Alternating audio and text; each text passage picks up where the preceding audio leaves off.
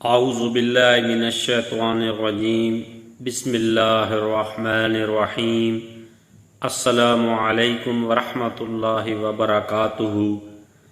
عبد الوہاب بن عبد الحمید ثقفی رحمۃ اللہ علیہ کہتے ہیں کہ میں نے ایک جنازہ دیکھا جس کو 3 مرد اور 1 عورت لیے جا رہے ہیں اور کوئی آدمی جنازہ کے ساتھ نہیں تھا۔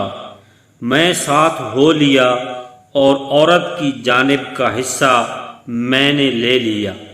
قبرستان لے گئے، وہاں اس کی جنازہ کی نماز پڑھی اور اس کو دفن کر کے میں نے پوچھا یہ کس کا جنازہ تھا؟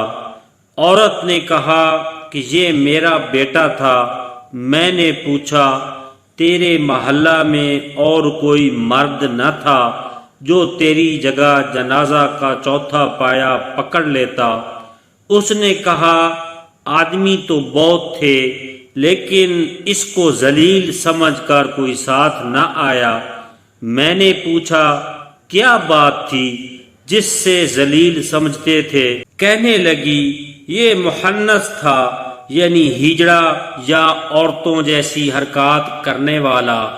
مجھے اس عورت پر ترس آیا، میں اس کو اپنے ساتھ اپنے گھر لے گیا اور اس کو کچھ درہم اور کپڑے اور گیہوں دیے۔ میں نے رات کو خواب میں دیکھا کہ ایک شخص اس قدر حسین گویا 14ویں رات کا چاند نہایت سفید عمدہ لباس پہنے ہوئے آیا اور میرا شکریہ ادا کرنے لگا۔ میں نے پوچھا کہ تم کون ہو؟ کہنے لگا میں وہی مخنث ہوں جس کو تم نے آج دفن کیا۔ مجھ پر حق تعالی شانو نے اس وجہ سے رحمت فرما دی کہ لوگ مجھے ذلیل سمجھتے تھے۔